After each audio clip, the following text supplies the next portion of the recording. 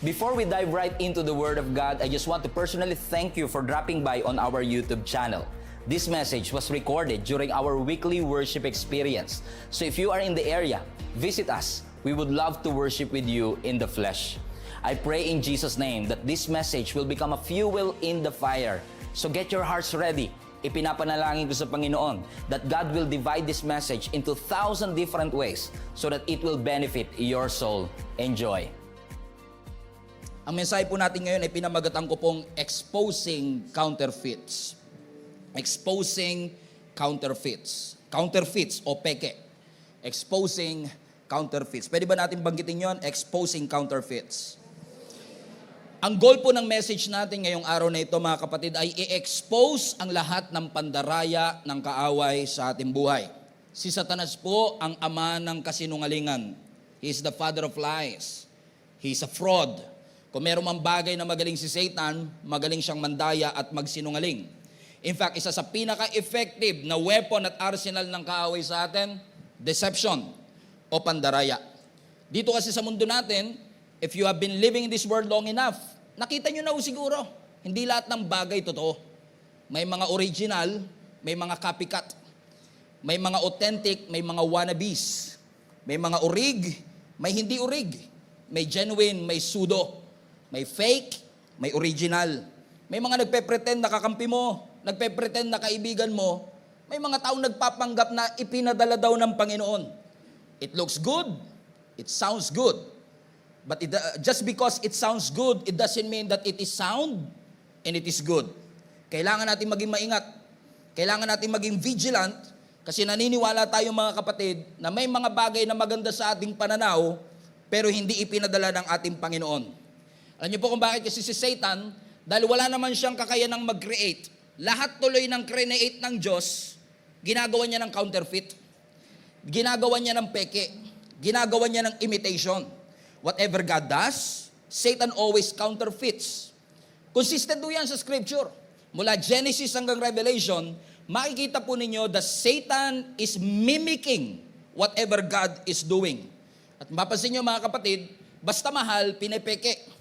Yung 100,000 na Louis Vuitton, mabibili mo ng 100 pesos sa, alam nyo kung saan.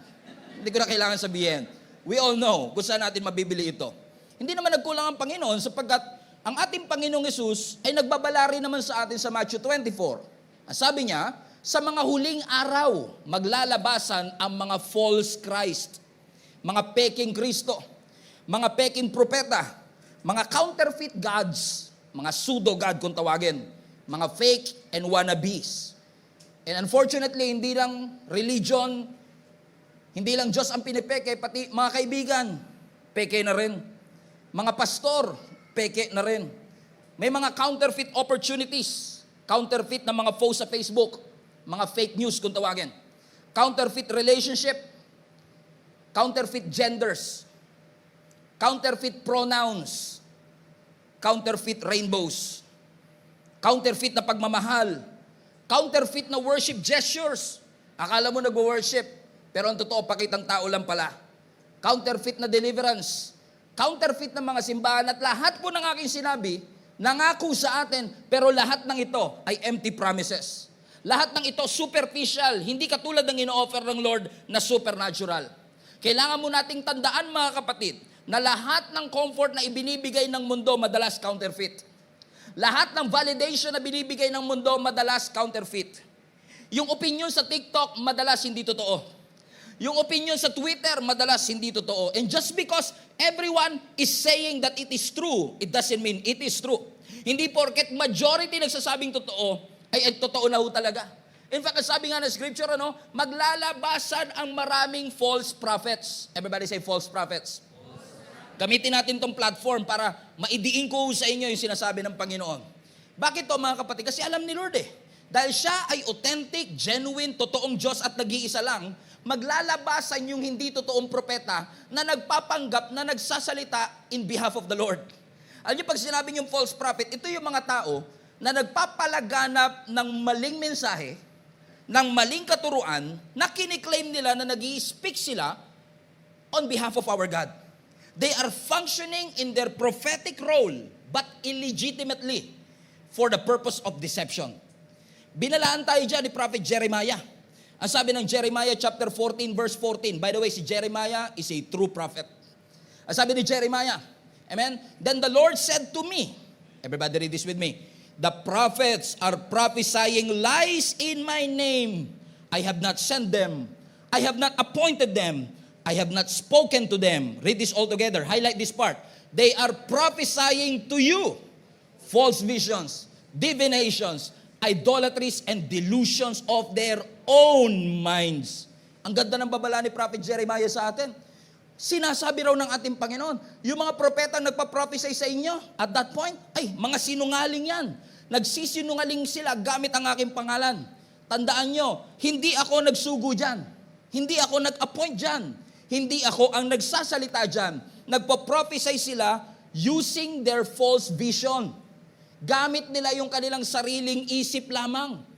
Ayun, na-realize ko nga, no? Oo nga, no? Yung totoong propeta, tsaka hindi totoong propeta, para ma-distinguish mo, alamin mo yung source of information. Doon mo malalaman kung yung propeta totoo tsaka hindi, saan galing yung kanilang sinasabi? Saan galing yung kanilang information? Kasi ang totoong propeta galing sa Diyos, yung fake na prophet galing sa sariling lang nilang kagustuhan. Sabi uli ni Jeremiah sa Jeremiah 23 verse 16, kasi nakatulala lang kayo sa akin. Sabi ni Prophet Jeremiah, do not listen to what the prophets are prophesying to you. Highlight this part. Read this with me. They fill you with false hopes. They speak visions from their own minds and not from the mouth of God. Wala nang mas lilinaw pa rito, mga kapatid. Binabalaan tayo ng totoong propeta na si Prophet Jeremiah. Pinapasabi ng ating Panginoon, mag-ingat tayo sa mga propetang ating pinapakinggan. Kinasihan pa yan ng Old Testament, dinugtungan pa ng New Testament. Ang sabi ng Revelations, chapter 2, verse 2, I know all the things that you do. I've seen your hard work and your patient endurance. I know you don't tolerate evil people. Highlight this part. Read this with me. You have examined the claims of those who say they are apostles, but they are not. And you have discovered they are liars. Ano sinasabi ng scripture dito? In-examine nyo lahat ng nagkiklaim na sila'y totoong apostle kasi may mga fake apostles din. Pero sabi ng scripture, since in-examine ninyo, since tinest ninyo itong nagsasabing tunay na apostle, na-discover nyo kung sino ang sinungaling. Ano kung bakit? Hindi porket pamilyar totoo. May mga familiar pero nagsisinungaling. After all, yung salitang liar, nasa familiar. Amen? So hindi porket familiar, laging totoo. Hindi porket nakasanayan ay laging totoo. We have to be vigilant. Lalo ngayon, no? Marirealize nyo ito. Lahat ng dinadaya, hindi nila alam na dinadaya sila. Kasi kung alam mo dinadaya ka, hindi ka nadadaya. Di ba? Kung alam mong dinadaya ka, hindi ka nadadaya. Pero kaya ka nadadaya kasi hindi mo alam na dinadaya ka. So, kung meron mang magsalita ng ganito, magsalita ng ganyan, at naniwala ka, deceived ka, hindi mo alam. At ang deception, it should be maintained by manipulation. Kaya mabasin nyo, sa una, na-deceive ka, nadaya ka, pero kukumbinsihin ka niya na tama ang yung desisyon. Imamanipulate kaya na tama ang yung desisyon. Kaya ang sabi ng pinag-aaralan natin, buti na lang napalutang ninyo yung mga totoo at hindi. Bakit? Kasi hindi porket familiar ay totoo. Hindi porket nagsasalita in behalf of our God, ay sila ang totoo. Minsan may mga tao, may mga pastor, may mga propeta, may mga leader, may mga tao sa buhay natin na magsasamantala sa ating emosyon at sa ating brokenness. Sasamantalain nila yung heartbreak na nararanasan natin. For example, halimbawa nawalan ka na mahal sa buhay.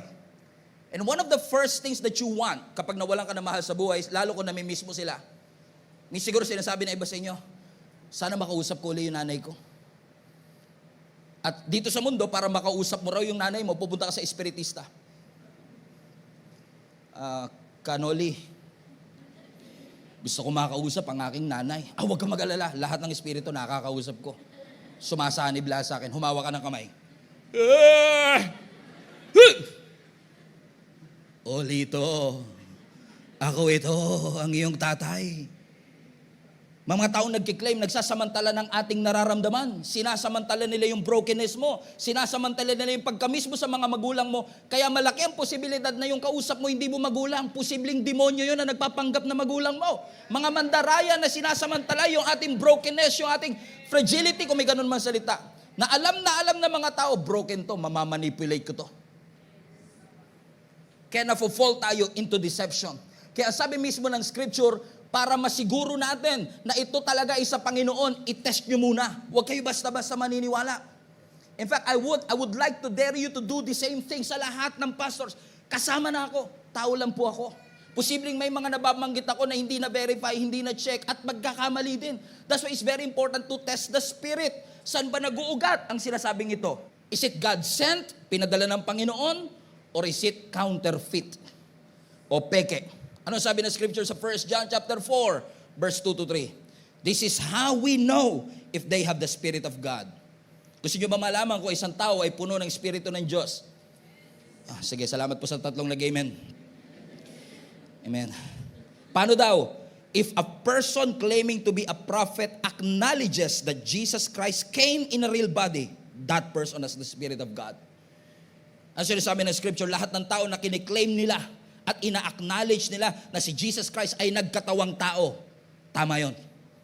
Pero ang sabi ng scripture sa verse 3, but if someone claims to be a prophet, pero hindi niya ina-acknowledge ang katotohanan patungkol kay Kristo, hindi yan sa ating Panginoon. So those people who believe in the deity of our God, na merong isang Diyos na nagkatawang tao at si Jesus yun ang tamang spirito. Pero kung hindi sila naniniwala na si Jesus ay Diyos, ang sabi ng scripture, bulaan ang mga taong ito. In fact, ang sabi ng last part, such person, balik mo nga anak, such a person has the spirit of Antichrist. Ano yung pansinin nyo sa panahon natin? Wala tayong problema sa anti-God. Halos lahat ng tao naniniwala sa Diyos. Ang problema natin, anti-Christ. Hindi sila naniniwala na si Jesus Diyos. Propeta lang daw si Jesus. Ano sabi ng scripture? Ang linaw kapag hindi ka naniniwala na si Jesus ay bumaba with a real body. Amen. That Jesus Christ came in a real body. Nagkatawang Diyos. Ang sabi ng scripture, that person, amen, doesn't have the truth and the Spirit of God. It's very clear. That is how you distinguish the false God and the true God. Amen. Yung nga lang minsan, mahirap nating matignan, ma-verify, amen, ang katotohanan versus peke, ang God-sent versus counterfeit, is because of our desire. Kaya nga po mga kapatid, yung unchecked desire, everybody say desire. Hindi lahat ng desire masama. Pero yung unchecked na desire, walang accountability desire, nagiging breeding ground ho yan ng deception. Diyan nangingitlog ang pandaraya. Kasi ang desire pwede hong maging idol. Pwede nating maging Diyos. Amen? Desire yon pag unchecked. Paano mo malalaman kung ang desire mo ay idol mo na? Ganito lang yan Kapag nag-pray ka kay Lord, hindi pinagbigyan, nagalit ka sa Diyos, most likely idol yan. Kasi hindi mo matanggap na hindi binigay ng Panginoon sa'yo. Come on now. Kapag may tinanggal ang Panginoon sa'yo at dahil tinanggal ng Lord John, tinanggal mo na rin yung pag-asa mong mabuhay pa. That is an idol. Kasi ang idol, mga kapatid, is anything that you love more than the Lord.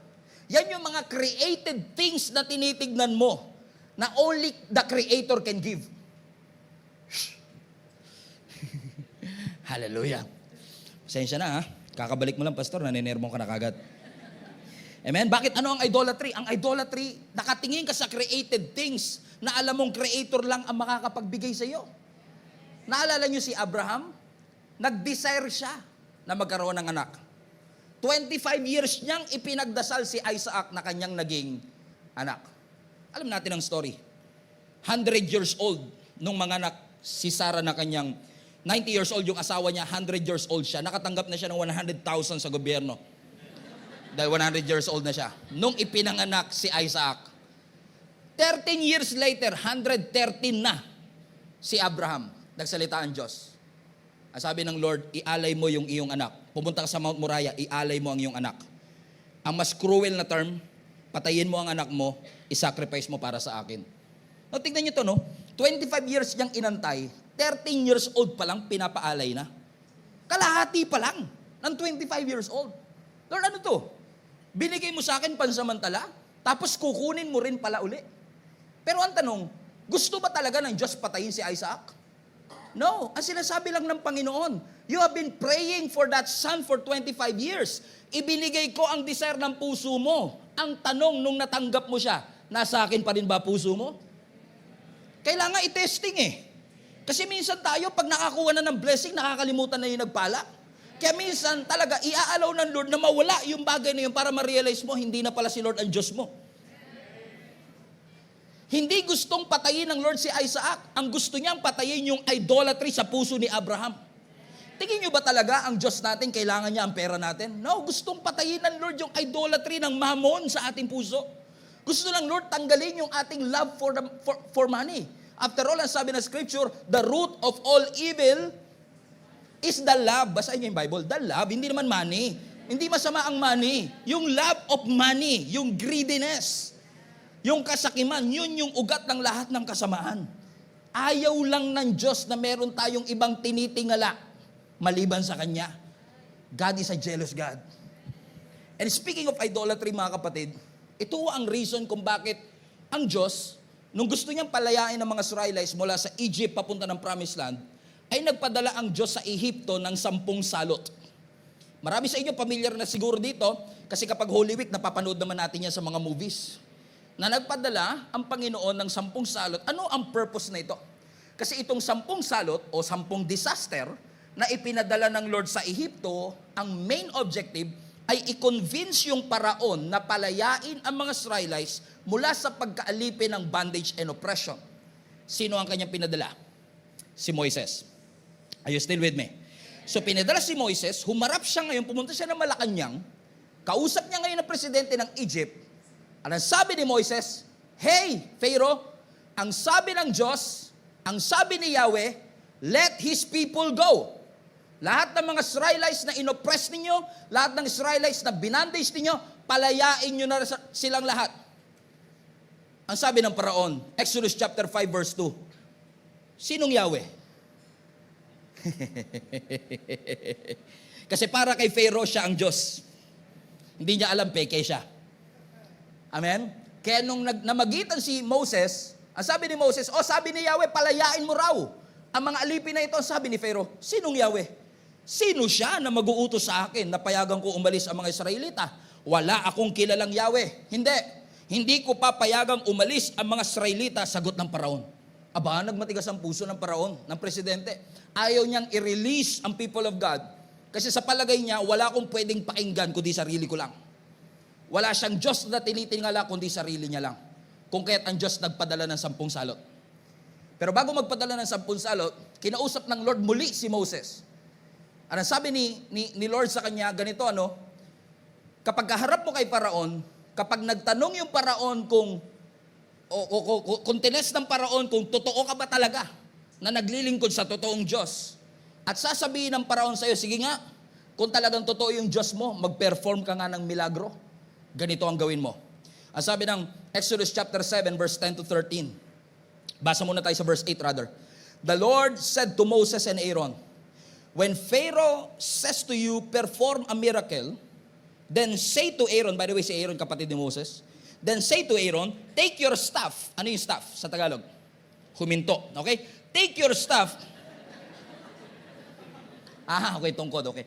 Take your staff. Yung tungkod na hawak mo, throw it down before Pharaoh. Ibig sabihin, yung hawak mong tungkod, ibato mo sa harap ng paraon and it will become a snake. Now, kung yung tungkod magiging, halimbawa ako ngayon may hawak na tungkod, nilagay ko rito naging ahas, ay sigurado, nasa TV patrol ako. Right? Amen. Malamang marami sa inyo maniniwala. Sino sa inyo maniniwala, totoo talaga yung Diyos ni Pastor Stephen? Pero yung tungkod, naging ahas na tama. Iba sa inyo, nagpapakipot pa. Kayo nga, makakita lang ng Mama Mary sa cheese bread. Hala, nagpakita si Mama Mary. Pinipilahan nyo. Makita nyo lang sa puno, may aparisyon na kagad. Amen? So sabi na scripture, kaya kapag yung tungkod naging ahas, totoo na ba yan? Palagay ninyo? Kapag yung tungkod naging ahas, ay malaking testimony. So anong ginawa nila? Verse 10. So Moses and Aaron went to Pharaoh and did just as the Lord commanded. Binato ni Aaron yung staff down in front of Pharaoh and his officials and it became a snake. Tingnan nyo, no? Napakasolid ng ebidensya. Kitang-kitang ebidensya. Yung tungkod naging ahas. Kung tayo yan, ay nako, maniniwala na ako dyan. Yan talaga. After all, si Lord naman talaga ang tunay na Diyos. Pero nung nakita ng Paraon, hindi siya basta-basta naniwala. Ang sabi ng scripture sa verse 11, ituloy natin. Ipinatawag ng Paraon yung matatalinong tao at yung mga salamangkero. Ano English ng salamangkero? Magician. So pinatawag ni Pharaoh yung kanyang Egyptian magician.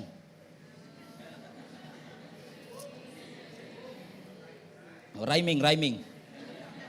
Wordplay. Pinatawag niya yung kanyang Egyptian magician at sa pamamagitan ng kanilang lihim na teknik. Watch this. Ay ipinagaya. There you go. Counterfeit. Si Satan hindi niya kayang mag-produce ng sarili niyang milagro, kaya gagayahin niya na lang yung ginawa ng Diyos. Counterfeit.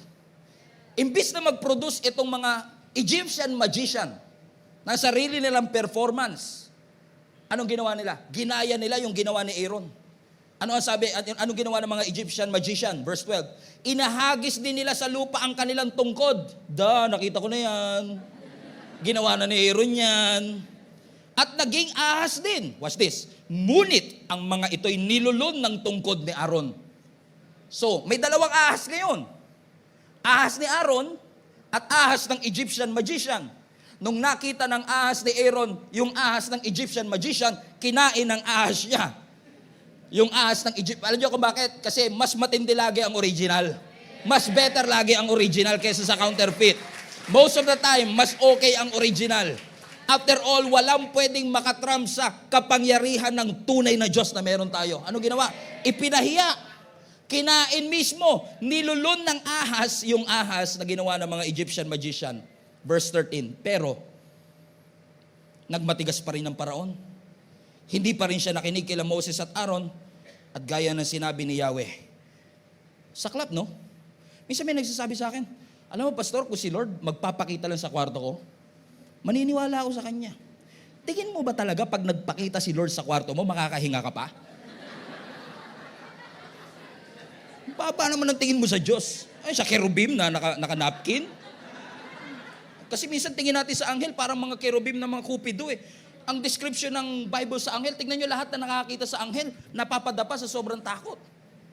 Amen? Minsan sabihin na, Pastor, kung si Lord, alam mo, kung si Lord lang, biglang bubuksan niya yung langit, magpapakita siya ng mga milagro, hahatiin niya yung Pacific Ocean, magpapahatid siya ng mga tinapay. Kung mag-perform lang ang Lord ng milagro, siguradong maniniwala ang mga tao. Bakit sa Old Testament, kitang-kita nila sa harap nila yung milagro, hindi pa rin sila naniniwala. Hindi kasi guarantee na porket may milagro, kikilala sa Diyos. Kasi sa napakarami ng counterfeits nowadays. Biruin mo sa Christianity, sa born-again Christianity, i-o-offer mo, brada, i-o-offer mo si Lord mapagmahal. Tinatanggihan pa yun. Si Lord nagbibigay ng kapayapaan. Tingnan mo kung gaano tayo ka-foolish minsan. Bibigyan ka ng kapayapaan, baduy yan. Baduy. Sang pure gold ka makakabili ng kapayapaan? Pero tinatanggihan pa rin. Hindi kasi guarantee porket may milagro, ang tao kikilala sa Diyos. Tignan mo yung Paraon. Nakakita siya. So ngayon makikita nyo, banggaan to ng dalawang Diyos. Isang tunay, isang peke. Dalawa ang ahas. Kaya hindi lahat ng ahas sa buhay ninyo. Totoo, isa diyang peke. Amen? Na medyo maniniwala ka rin kasi ang mga Egyptian, ano talaga yan, katulad ng mga ibang pagans, talagang mapaniwalain talaga yan sa iba't ibang Diyos. Lahat na lang ginos nila eh. Diyos ng bundok, Diyos ng araw, Diyos ng buhangin, sila Suru, tinawag nila, at kung sino-sino mga Diyos ang pinagtatawag ng mga yan. Kasi nga bawat, tingnan mo sila, bawat yugto, desert God, health God, sun God, tayo isa lang Diyos natin. Sila kung gusto nila harvest, tatawag pa sila sa harvest. Tayo isa lang yung Diyos natin. Amen? Hindi pa matawag. Ang mga Egyptian, kung lahat na lang, ginos nila yung araw, yung ilog, yung childbirth, yung crops. In fact, sa mga Bible readers here, alam niyo ba yung 10 salot na ipinakita ng Lord sa Egyptian? Lahat ng yon. Kung maalala niyo yung ulang salot, yung ginawa niyang dugo, yung Nile River. Alam niyo ang mga Egyptian, meron silang tinatawag na Nile God, Diyos ng Nile River. At lahat nung 10 plagues na yon, pinerform ng Lord para hiyain yung Diyos-Diyosa nila. Para patunayan sa kanilang si Lord ang tunay na Diyos. Na walang ibang Diyos na pwede makagawa ng lahat ng bagay na ito. Pero nung binaba yung staff, naging ahas, sabi ni Pero, kaya din namin yan. Egyptian magician, pasok. Kaya sabi ng scripture, nung hindi maniwala ang paraon, nagpadala siya ng 10 disaster. Ang unang disaster, yung Nile River, yung ilog Nilo, gagawing dugo. Basahin natin. Sabi ng Exodus chapter 9, verse 19 to 22, huwag kayong kabahan, hindi naman kukuhanin yung 10. Idinugtong pa ni Yahweh, pagkatapos sabihin mo kay Aaron na itaas ang kanyang tungkod at sumpain ang lahat ng tubig sa Ehipto. Watch this. Ang lahat ng tubig sa mga ilog, kanal at lawa ay magiging dugo. Pati yung nasa batya, pati yung nasa tapayan. Alam niyo yung tapayan? Lagayan ng tubig. Yung nasa batya, yun yung ipunan natin ng tubig. Ang sabi ng scripture, okay ganito no, Aaron, itaas mo ang tungkod mo, lahat ng tubig sa Egypt magiging dugo. Now, hindi natin alam kung anong blood type niyan. Kasi kung sa Pilipinas nangyari yan, uy, may dugo. Donate natin sa Red Cross to, Brad. Di ba? Kung tayo yun. Anong type to? Type A, type B, type O, A, OA. Type OA. Sa asawa ko yata to, OA. Amen? So lahat ng tubig, Nay, okay ka pa, Nay? Lahat ng tubig magiging dugo. Verse 20. Ginawa ni na Moses at Aaron ang inutos sa kanila ni Yahweh. Sa harapan ng paraon at sa tauhan nito ay hinampas ni Aaron sa tubig ang kanyang tungkod at naging dugo nga ang tubig. Verse 21. Namatay yung mga isda, bumaho yung ilog, kaya hindi mainom ng mga Ehipsyo ang tubig nito.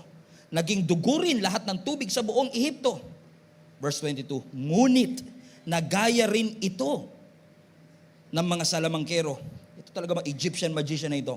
Nagaya nila sa pamamagitan ng kanilang lihim na karunungan. By the way, yung Hebrew word ng lihim na karunungan is black magic.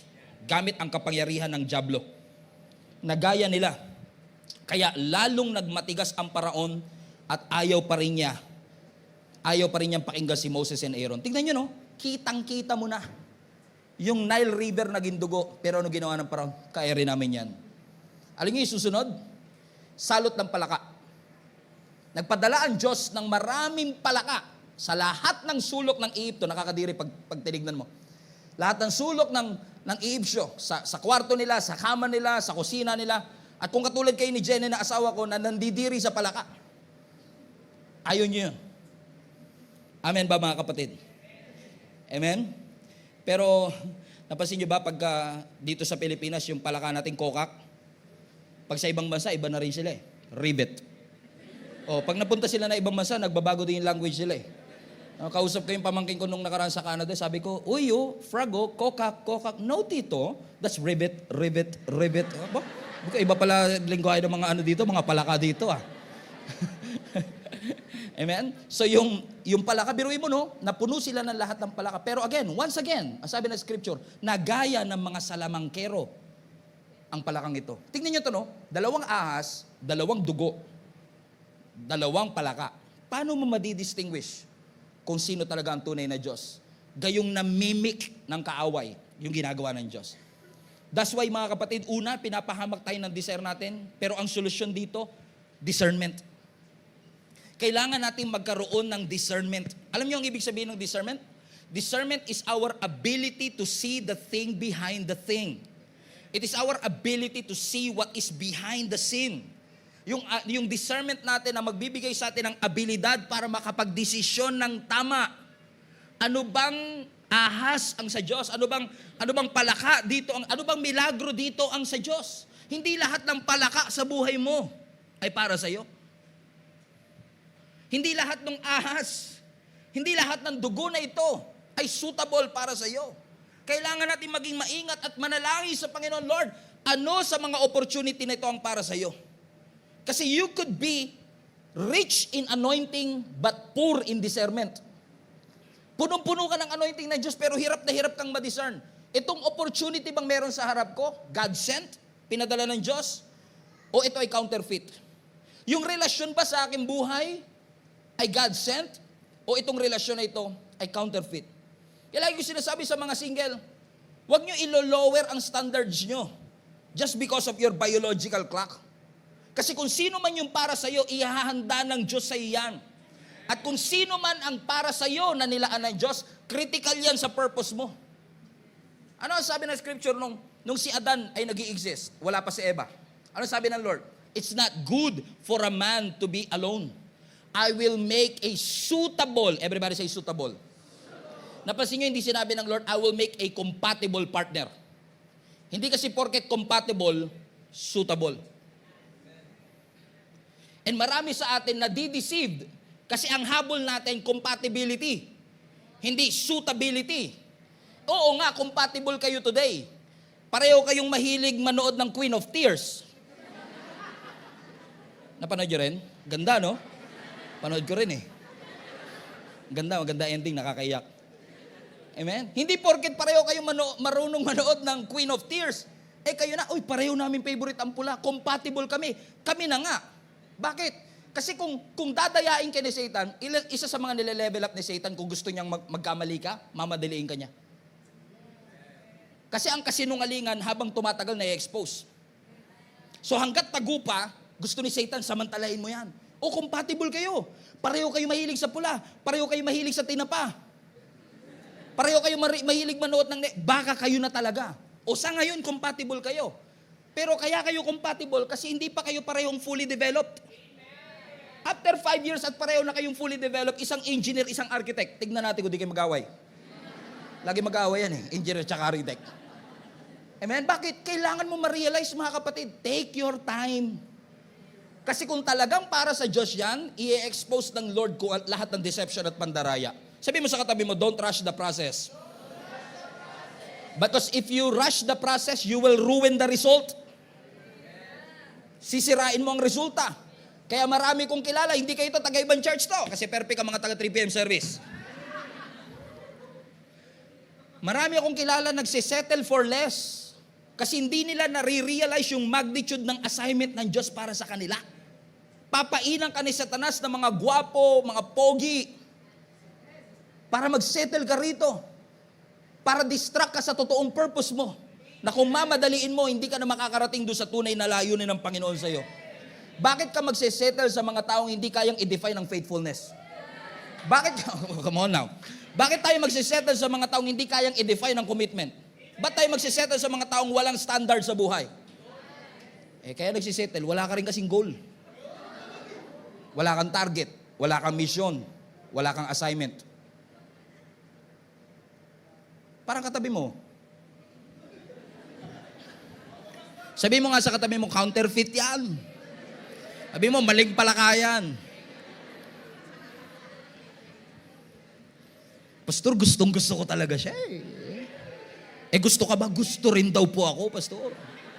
Kaso may gusto ring iba. O di dalawa kayo ngayon. Pero okay lang, magbabago to, Pastor. Papakitaan ko lang to ng skincare ko. Palis to, Pastor. Tingin mo ba, Brad, yung faithful na Diyos, bibigyan ka ng unfaithful na tao? Don't settle for counterfeits. Hindi ka bibigyan ng Diyos ng taong may nagmamay-ari na. Sabi mo sa katabi mo, wag mo na ipilit yan, counterfeit yan. May asawa na, pinipilit mo pa eh, sabi mo.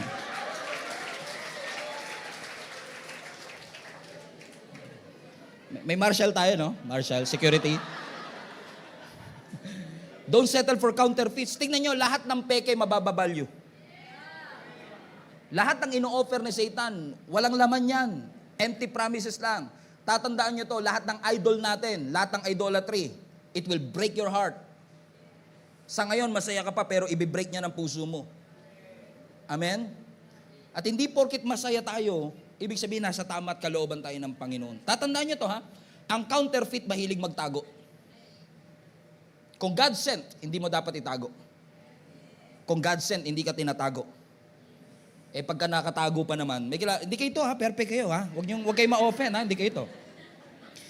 Pag nakatago pa naman, tapos pinayuhan mo, o kaya sinabihan mo, alam niyo yung counterfeit, irritable yan sa accountability. Yung counterfeit, irritable yan sa mga nag-a-advise, sa good counsel. Kaya usually ng mga counterfeit, tinatago nila. Wala naman po kaming ginagawang masama, Pastor. Ano mo naman masama sa ginagawa namin? Matagal naman na po kami. Sabi ko, take your time. Allow the time to reveal the true intention. Alam niyo kung bakit? Because over time, yung counterfeit, it will be exposed. Kung talagang God sent yan, if it is God sent, He will pray for you, not play with you. Amen? Kung talagang dinala ng Panginoon yan. Agree ba kayo mga kapatid? Amen? Everybody say counterfeit. Pastor, yung ex ko, 5 years na kami break, biglang nag-text.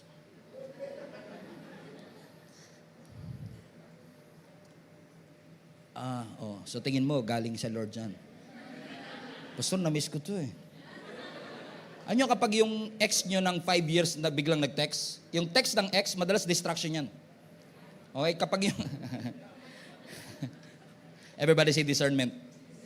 Discern mo muna, nag-text yung ex mo. Alam mo ba, madalas kaya nagte-text yan, tinitignan lang yan kung may access pa siya sa'yo. Eh, ikaw naman, tuloy ka. Gusto mo mamerienda? Tapos, pag niloko ka uli, pare-pareho talaga yung mga lalaki na yan. Mga manloloko kayo. Brad, may mga matituno pa po.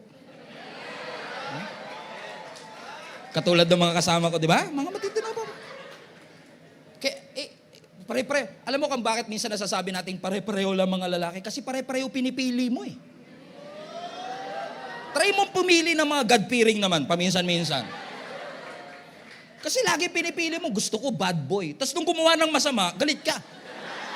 Eh bad boy gusto mo eh. Nung ginawa... Pambihira. Kaya... Okay, praise God. Ano pa kaya mamaya? Okay. Kaya do not just rely on what you feel. Conviction talaga kay Lord ang i-desire mo. Lord, i-convict mo yung puso ko. Lord, bigyan mo ko ng discernment. Kasi ang feeling, it operates in the flesh. Pero ang conviction, it operates in the spirit. I-discern mo, Lord, tulungan mo ako na ma-discern ko kung itong bagay na ito ay para sa iyo. 2 palaka nagpapakita sa akin eh. 2 palaka umakyat ng ligaw. Lord, sino dito sa 2 palaka na ito? Ang nilaan mo para sa akin. So tingnan nyo, no? Yung 2 ahas, hindi naniwala yung paraon. Yung 2 dugo, hindi naniwala. Yung 2 palaka, hindi rin naniwala.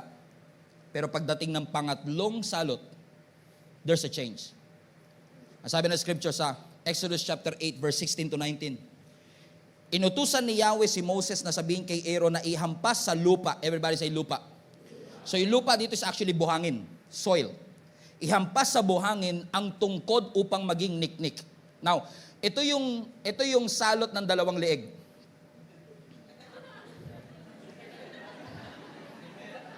Okay. Salot ng 2 leeg. Okay. Nag-guess nyo na po? Huwag nyo po pagsasabi ha. Huwag nyo kukwento sa iba ha. Para mamaya mga alas 12 na, yung pala yun.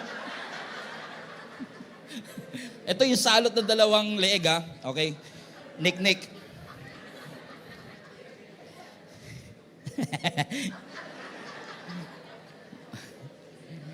Pag ganito, pinapagalitan ako ng asawa ko.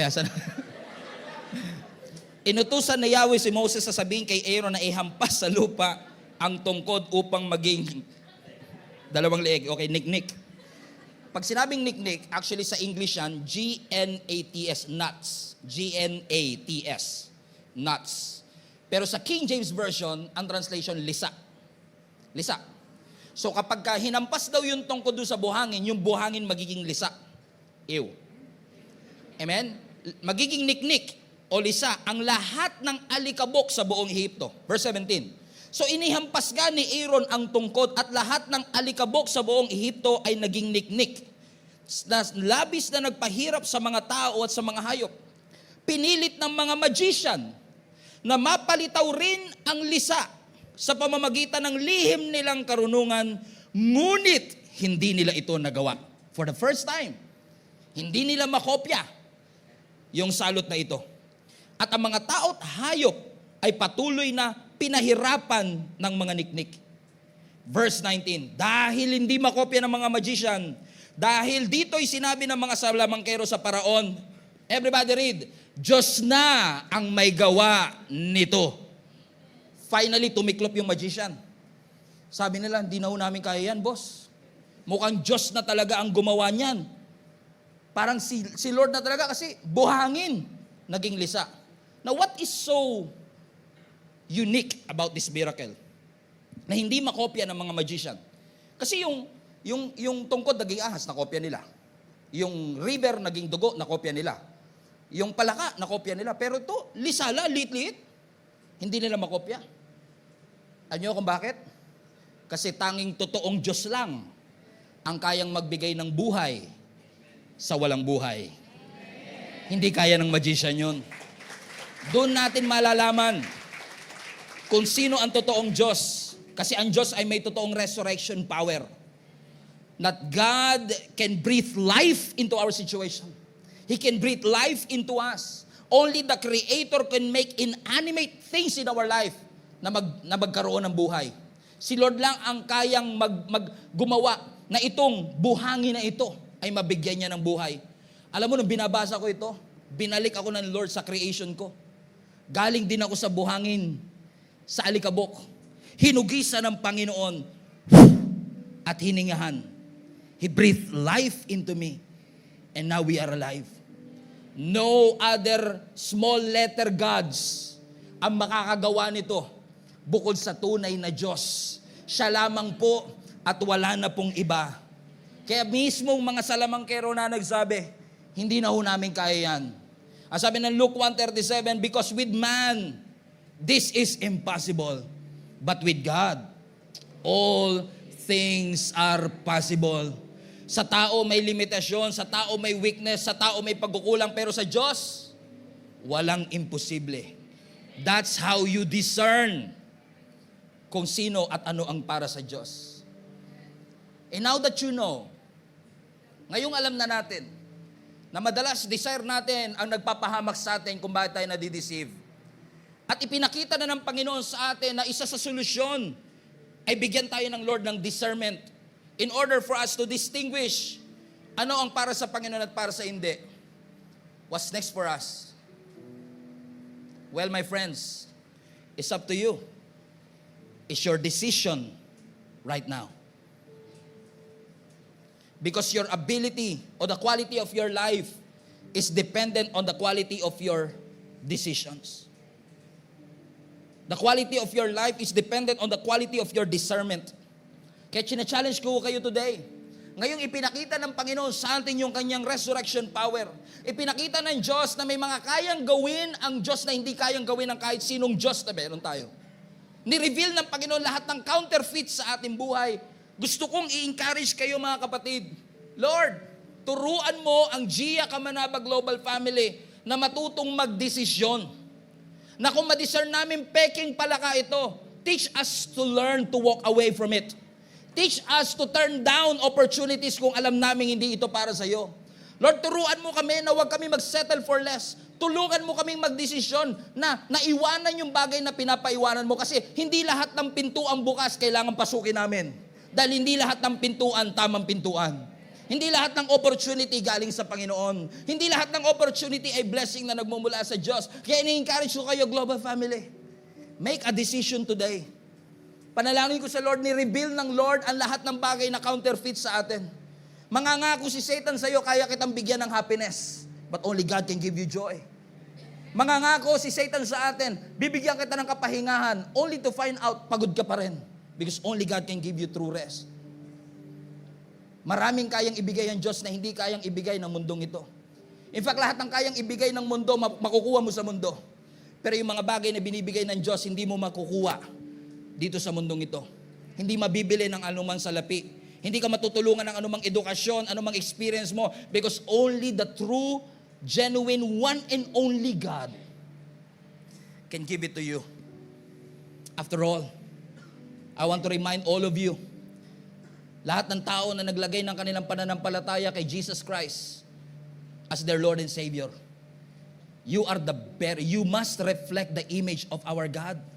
When He created you, when He formed you, when He breathed life into you, you are a bearer of His nature.